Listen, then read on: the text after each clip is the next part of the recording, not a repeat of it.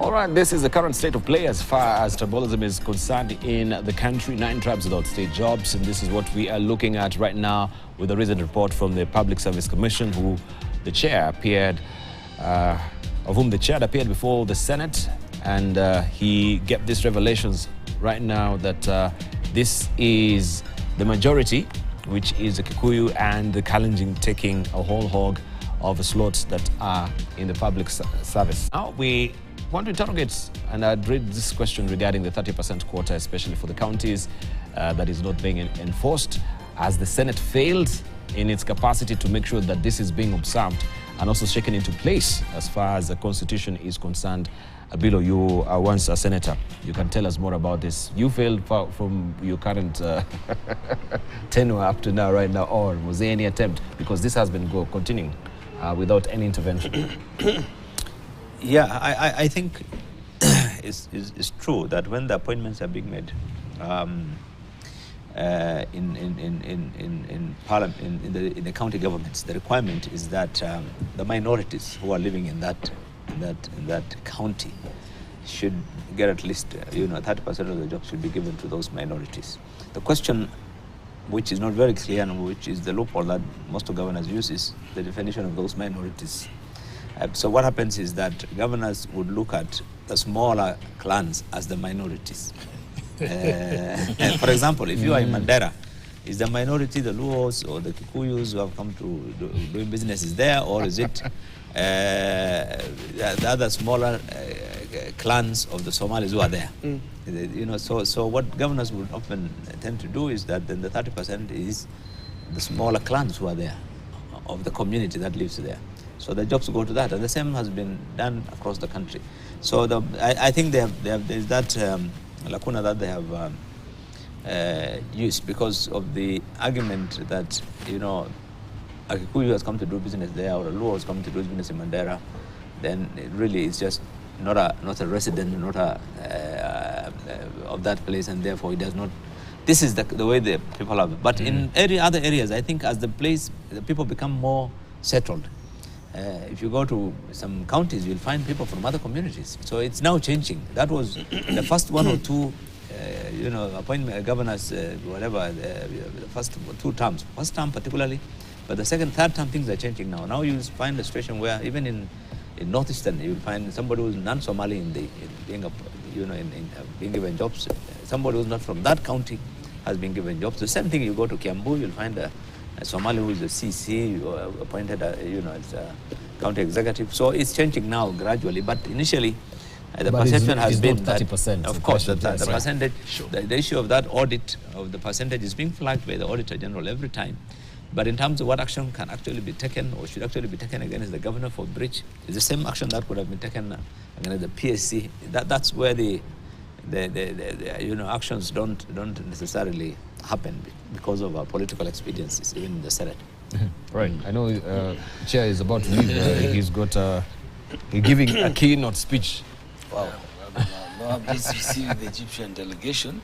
But I think, we started this by something that my brother Shem said about the problems that the country is facing.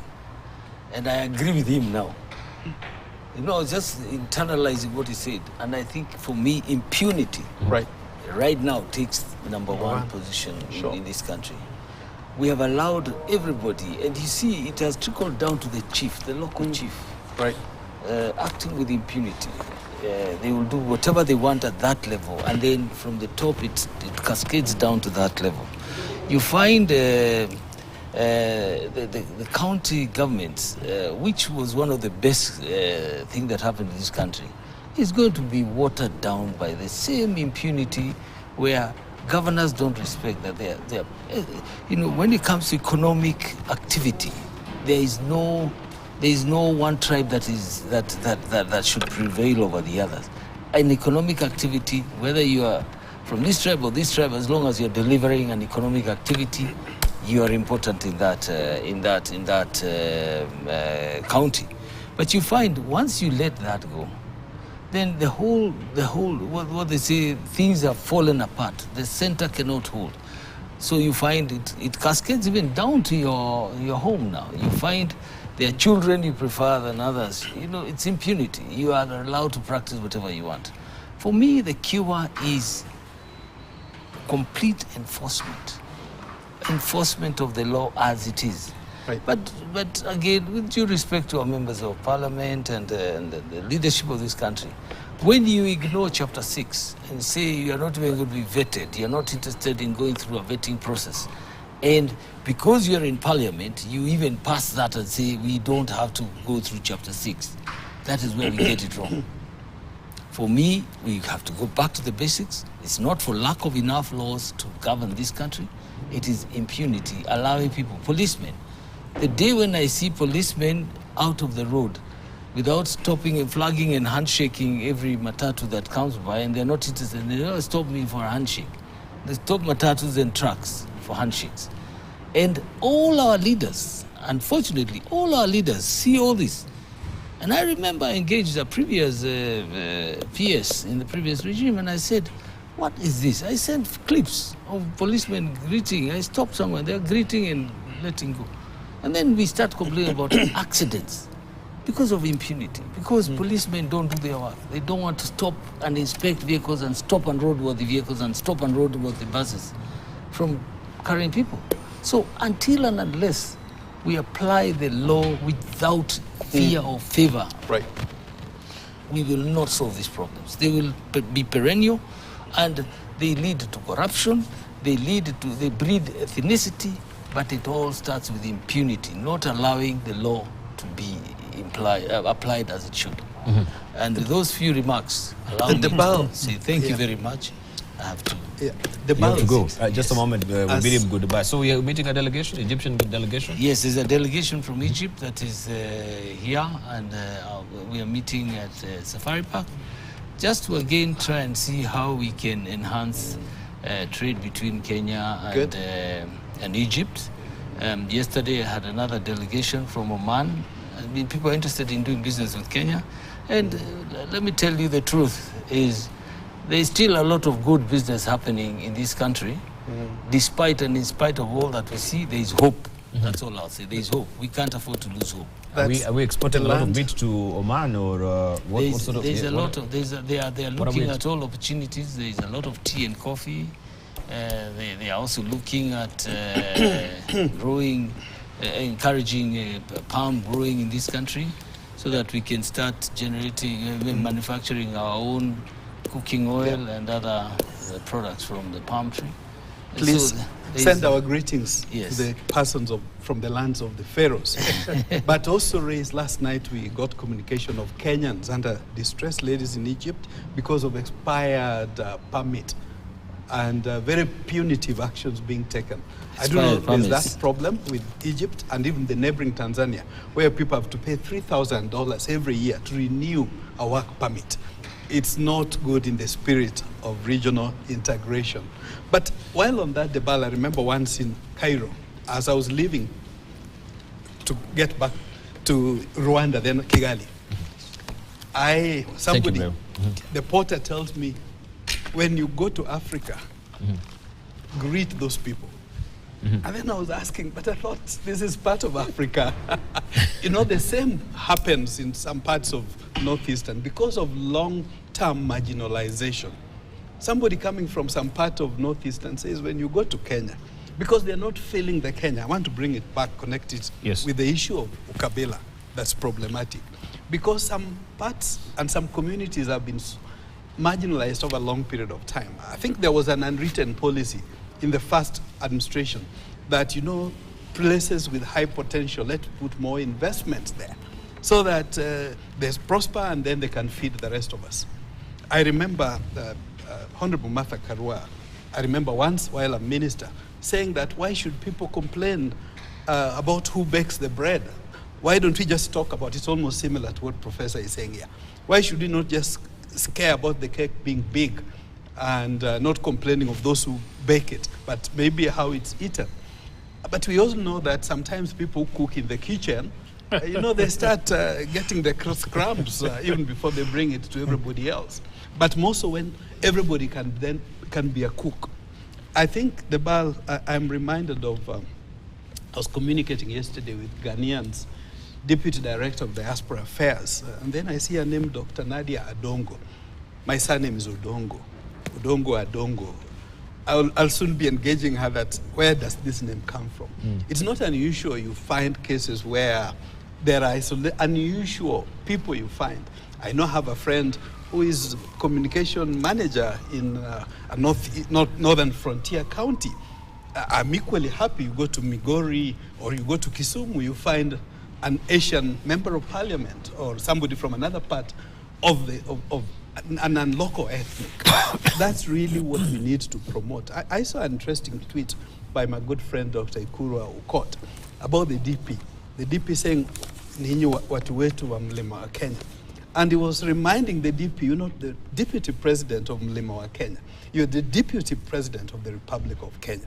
So this is something that needs to start from the top. As national leaders, we must recall that there must be need to bring the country together.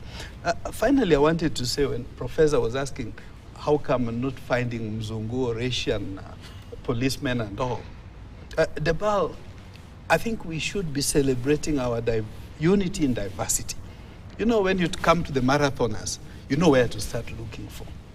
When it comes to people of a particular skill, you know where to look for. If you're looking for a good watchman, who careful. Be careful. Yeah, I'm being careful. I'm not talking of those other ones. I'm talking of one where you say, let nobody enter here before 6 a.m. and you are the owner of the property. You come in a few minutes to 6. The askari tells you, no, sir, but you can't come in. I was told nobody, and that includes you. So there are people who uphold certain values, and it's only normal that certain cultures, certain people are better, certain things than others. But above all else, as a country, we must always embrace unity in diversity, and particularly celebrate the strengths. I can't wait for days, and I know one is coming up in May, the Festac festival, where there is a culture of different foods from different parts of not only the country, but even the globe of African extraction, but maybe even beyond diversity. I keep reminding friends that all humanity, all human beings are Kenyan. Remember Proconsul, the first human was found here. So whether Chinese, Indian, Fijian, they are Kenyan. And we need, one thing that we've not done very well as the origin of humanity is to brand ourselves. That's a powerful selling point. If we branded ourselves and marketed Kenya as the home of all humanity. So unity in diversity is what I advocate. All right, I think we've exhausted that. We just want to turn out and find out our relations with Rwanda, how it is as well, especially during recent comments that have been made with some of the cabinet secretaries. But we saw the proud cabinet secretary and the cabinet secretary for foreign and diaspora affairs, Musalia Mudavadi, welcoming General Retired James Kabarebe, Minister of State for Foreign Affairs in charge of regional cooperation from the Republic of Rwanda, to his office.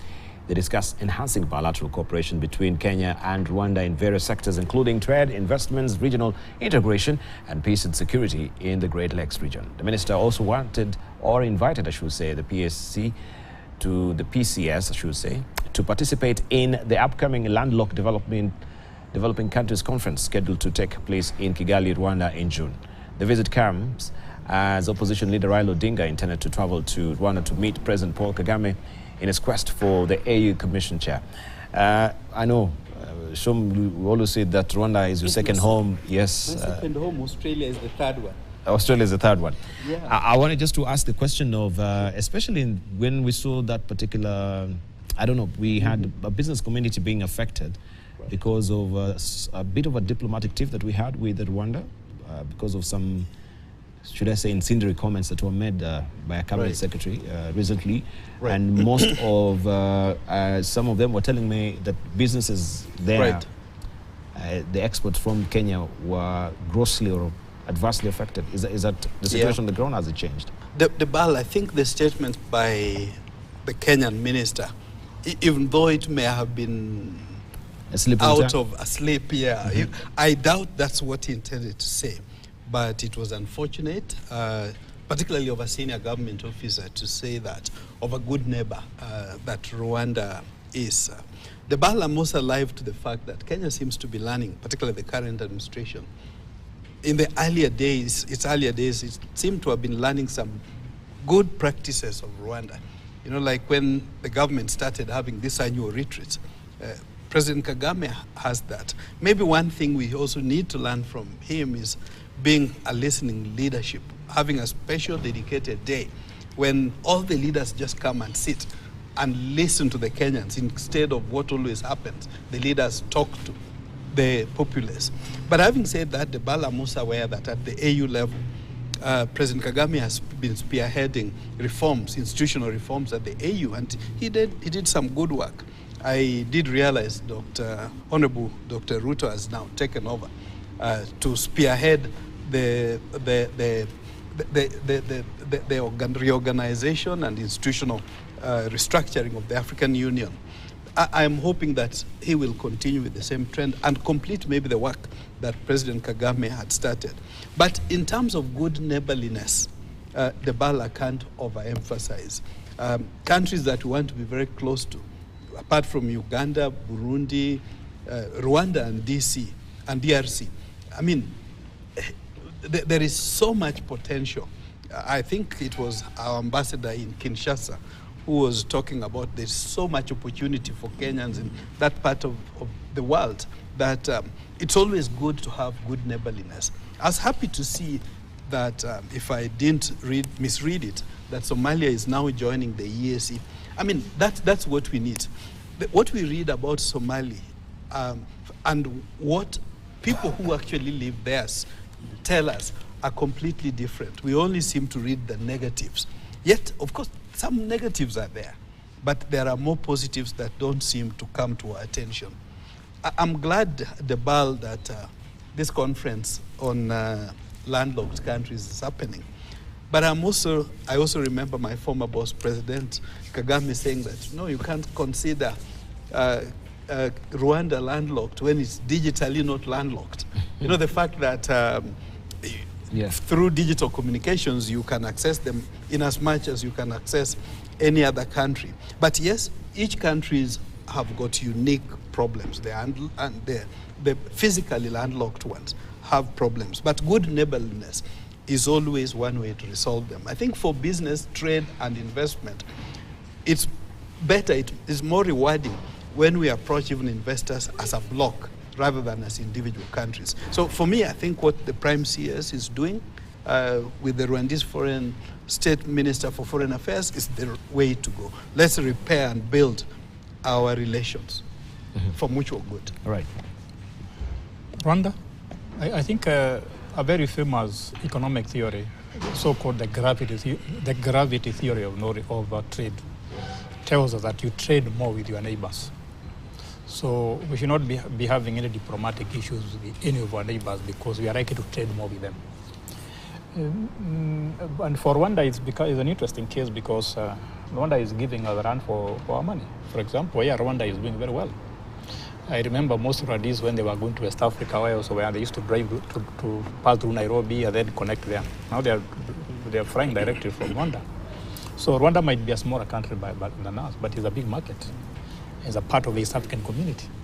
So we should have a very good cordial relationship with our neighbors, probably particularly with East Africa. And I was very happy to see a very big advert the other day that Kenya Airways is flying to Mogadishu. To me, that's very good news because it came even before Somali officially became part of East African community. And that is not a cargo flight? No, it's passenger flight. Okay, passenger flight, So I always see the economic potential of East African community. And maybe from there we can leapfrog into African free trade area.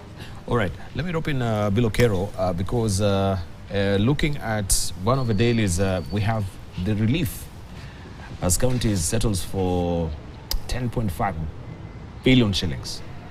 And we know there has been that discussion about getting more revenue share, but now we have 10.5 billion shillings that is being remitted to the counties. I wanted to ask the question of, especially where we've seen recently, according to the Auditor General, there has been stashing of this money with the commercial banks. And this is a violation of what the Constitution requires monies to be deposited at the central bank. Why is it happening? And this is not the first time that we've had this before. I think even during your tenure as well, this has been a problem where the governors, they take a lot of this tiny sum of money, they stash them with commercial banks. You'll find a county having almost 35 commercial bank accounts. Is this to raise interest for their own benefit, or what is happening? I think the bank account, the commercial bank accounts, are essentially just collection for local revenues, nothing more. That's what the intention was. That when you are collecting local revenue, you can't ask you have to get an account where people who are consuming the services of the county can pay to. And so many counties are allowed by law to open commercial bank accounts so that they can receive money into those accounts. But the law requires that all such revenue that is received in these commercial bank accounts must be swept into the consolidated fund account of the county in the central bank.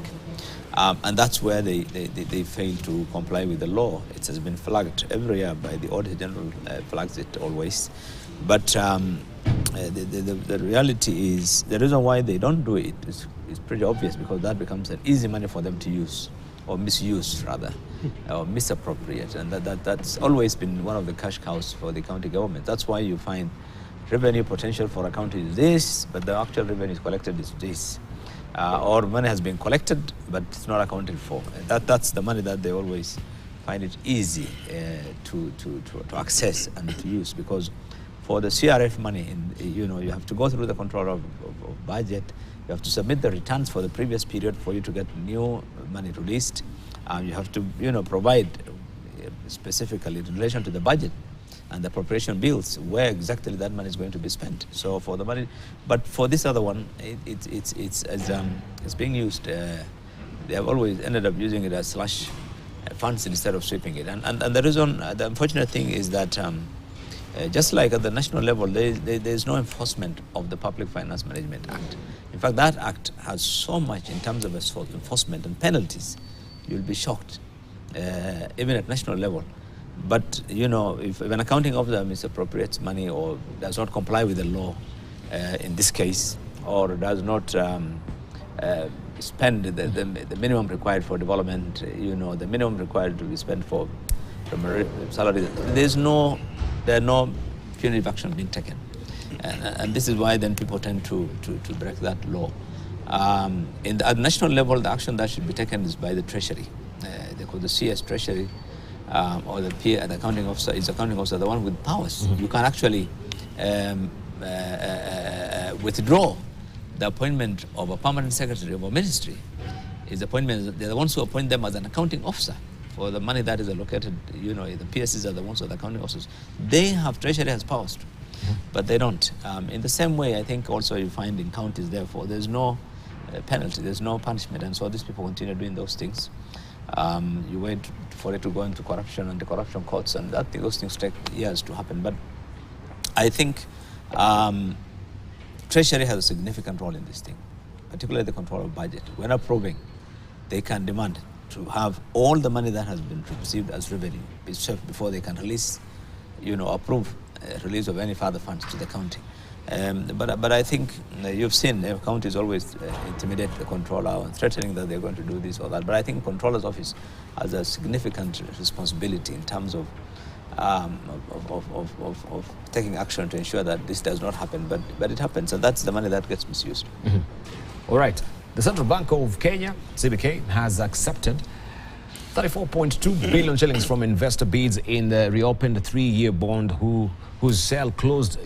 That is on Tuesday. The papers was oversubscribed with investors' bids touching 43 billion shillings against a target of 40 billion shillings, representing a 107.69% performance rate. Proceeds from the sale of the papers will be channeled towards budgetary support. Investors continue to demand a higher premium on government securities with the reopened 3-year paper, which has remaining term to maturity of 2.9 years, returning an 18.4222% weighted average rate of accepted bids against an average of 18.3854% coupon rate. The investors have purchased the paper at a premium price of 102.664 per 100 shillings at average yield. The reopened bond had been expected to register high investor interest based on its shorter duration appeal, with bond buyers shunning longer dates issues over term risks in a rising interest rates environment. The paper was on auction alongside two others, reopened, of course, a 5-year one with 4.4 years left to maturity and a 16.844% coupon rate, and a new 10-year paper whose coupon was set at 16%, with the CBK choosing to go against the grain of letting the market guide the return in a bid to contain interest rates cover. Let's just look at that briefly. I wonder if, because it seems everyone in Kenya now is rushing to the government bonds as it is right now. This was a shares, there was oversubscription. The longer tenors, there seems not to be attracting a lot of interest. I don't know why for the shorter one, and the return of 18, over 18%. This is the highest in the history of this country, right? No, I don't think it's the highest because it's not the highest. No, in the aftermath of Goldenberg, I think the interest went as high as 40%, much higher. Oh, okay. Yes, because the government was trying to remove a lot of liquidity from the economy. But this is simple to explain. If you give me a high interest rate, then I'm more willing to buy the government paper. So it is a high interest rate that is attracting people into this. And it's surprising that short-term interest, short-term papers are giving higher interest than long-term. It should be the other way around. So probably people are not very sure about tomorrow, so they want to get their money now. And I think it's a big concern because when interest rates are this high, somebody is going to pay back that interest rate, which happens to be you and you. And that's a matter of concern to me, because when the interest is so high, it means that some of the money we are collecting from the tax will be used to pay this debt. And I'm also concerned because when so much money goes to the government, the private sector is also denied some money. So we seem not to be out of the wood completely in terms of debt. We are still dealing with debt. And finally, the issue about counties that Kero talked about. I'm surprised we spend so much time talking about how money collected in the counties or in the by the central government should be used. We don't talk about how that money is generated. So we should also focus a lot on who generates that money, what incentives and what help can we give that money to generate more money. Right. Perhaps just adding to what Prof is saying, particularly on the aspect of own revenue. What more can each of the counties do? And a number of county governments are trying to generate their own revenue. And I guess they need to be incentivized and encouraged even more to generate more, because I think the counties, most of them currently are hitting below their weight. They should be doing much better. But having said that, I think the economy seems to be getting back on track, and the private sector probably should be happier with this. Why do I say this? Some of the signs I see, and I'm not an economist and I'm not a major businessman, so I must admit. But as a casual observer, I think government surprised many, including myself, when they paid significant part of the Eurobond. I think that, in a way, came as good surprise. But of course, the bad part of it, when we borrow 43 billion infrastructure bond, I don't know to what extent this relates to the cap that's already in terms of borrowing. Are we going beyond, or are we still within?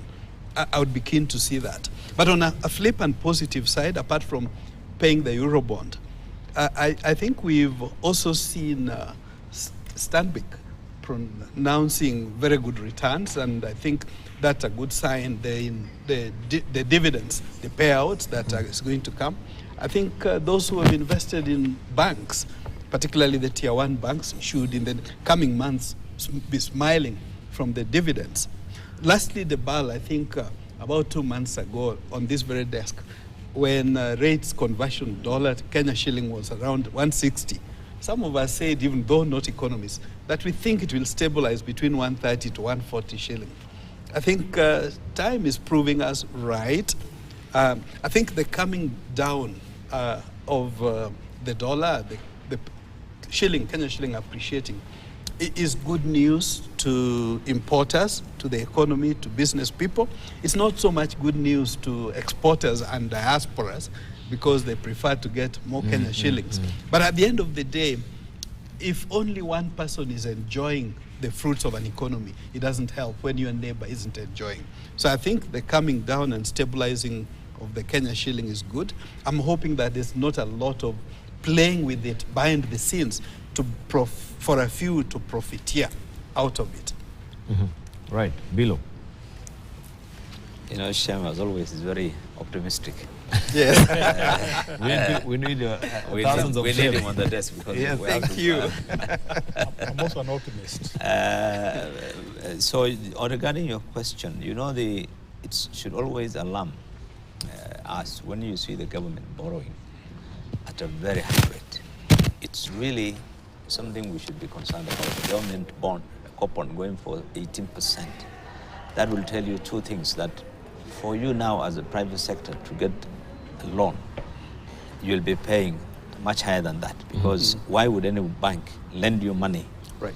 when the government security, which is guaranteed, which is sovereign, which is, you know, is premium, is you're going to give them at 18.5%. So the second thing is, why would the government be so desperate to pay up to 18%? It means the government is cash starved. And reopen the bonds. Yeah, it means the government is cash starved, that they're really ready. When this government came to power, you remember it was around 7-8%, and the president saying that I will not pay anything more than 10. Today he's paying at 18%. Second, I'll tell you, already you can see the effects of that on the papers. It's in the news. It says banks have drawn 32 billion emergency loans in 2 months. That means because of liquidity problems in the banks. So, you know, because if everyone is giving money to central bank to buy the government securities, so what happens to the private sector? They get crowded out. Banks are not having serious problems of liquidity. So it's really affecting the economy, and it clearly tells you that situation is not good. And even the fact that the government had to take another euro bond at a higher yield, coupon yield, to pay the previous one, tells you that we are not able to generate enough revenues to actually pay our loans, and we have to take another loan to pay another loan and so forth. We are in a debt trap. But so things are not as rosy. Of course, the government is trying to do whatever it can to try and address the economy, but I think some of the policies that the government is using are not necessarily the best, and we've discussed so many times, especially on the taxes, you know, that have become a disincentive to business, to productivity and so forth. But it is really alarming that the government is now offering, you know, bonds at 18% or above 18%. It tells you that the situation is not really good. Yeah. Well, I wanted you to talk about also the dollar, because there has been that niggling worry. Is it just also a blip? Are we going to see consistency, it declining? Right now we have it at 142.82%. Well, I'm buying. You know, always central banks, the challenge we've had the last 3 years is that there is a dual exchange rate. What the central bank gives us, the official, and what the banks sell at. That has not changed even with this administration. I'm buying at 147 as of yesterday. You know, so the central bank can tell you the rate is at 141. But if you are a business person and you're importing and you want to go and buy from your bank, and by the way, we are having still the shortage. I struggle to get money. You know, you get $10,000, $20,000 from a bank. That's the maximum they can give us. We have to get money from forex and many different institutions to try and generate money required for imports. But so I think, of course, the reasons why the shilling went down had been discussed, I think, many times, and at the time, because of the positivity in the government addressing the euro bond, which coincided also with the government getting quite a bit of inflows from the IMF, World Bank, facilities and so forth. But the fundamentals in terms of our, trading account, the exports, not meeting we're still net importer. Those fundamentals are still there. They do not They haven't changed. So I do not know whether this is a short term or not. But clearly, I think if you want to get the prices of things down, cost of living down, it's important for the shilling to find a range lower than what it was, because we were buying at 166, 167. It was terrible. I mean, so I think it's good that we are now at 147, and we hope that we'll stay there. No, not really stay there, but gravitate even downwards. I need to talk to Senator Bilo more often, because yesterday I had colleagues who were selling dollars for 142 in the banks, and they were very happy with that. The bank will buy at the central bank rate of 142. For the first time, actually, it's like the banks were paying more than the forex bureaus. So we'll have a separate conversation in that regard. But what I would have been happier about if government did in this infrastructure bond, they are not sufficiently marketed to the diaspora. Why do I say this? We would kill two birds with one stone, if we marketed it to them. One, would get more remittances coming, because it would be attractive. And of course, when there are such good deals, I feel I'm a patriot. I'd feel very nice if the benefits go to Kenyans, and Kenyans who sustain our economy. So I'd want to encourage government to engage more with the diasporas to get them, bring more, because currently they only bring about 5% of the potential. If we got a way of doubling it, many Kenyans, even at family level, would be smiling to the bank. All right. Okay. I want to just briefly, then we wind up. So I thought my colleague would be saying that the diaspora would invest more in this country, sure, so that we don't need to borrow. The government does not need to borrow money, because there is another source of income for everybody. Yeah, so because you seem to be placing debt. No, actually not exclusive. The two can go together. Okay. All right. Bilo, let's just get winding remarks also. I think we have a Council of Ghana's event that is happening right now. We want to cross over there. We can get our closing remarks. We did not discuss about onboarding of e-teams, especially where the government has made a U-turn previously for the turnover below 5 million shillings, right? But you can just give your closing remarks briefly as a one-liner. It's and that will be my closing remarks, because I think the Constitution is very clear that in Chapter 9, that taxation should not be a burden to society. And it must be equitable. So when you ask a shoe shine business, a hair salon business, a small business, an Uber guy, any business in this country, you must use electronic invoice. It means I have to get a laptop or a computer. I have to get the application, a software. I mean, it becomes onerous. It becomes very difficult for people to comply, and it becomes costly. And so I think government needs to look at that, because the tax should not really, administrative aspect of tax is that it must be made easier to collect. And people who are also complying, things must be made easier for them to comply. But ours is one of the most difficult. It's one of the largest in terms of, you try to go through our Kenya Income Tax Acts, it's impossible, and even an expert struggle to go through them. So I think it's important that government should not just focus on revenue, but the government should also allow businesses to prosper. Right, thank you. Your closing remarks, I fully agree. Taxes should not be punitive. Let government help business to grow so that there can be more to tax. But there is something that happened in EU, with the EU slapping 1.8 billion euros on Apple for antitrust practices. I think that's an area, as a country, we need to tighten our intellectual property rules so that our creatives get what they deserve. Thank you. All right. Mine is very simple. We must become a sober nation. We cannot afford to lose a generation just because some people are making money from alcohol. Okay. We must return to reason. Thank you. Thank you very much, gentlemen. I really appreciate your input this morning. I want to cross over to where we have a live event right now with the Council of Governors meeting. I think also the 2 billion shillings we're discussing about that also will be largely featuring on that particular event. Let's just cross over there. We get a feel and flavor of what is happening on the ground.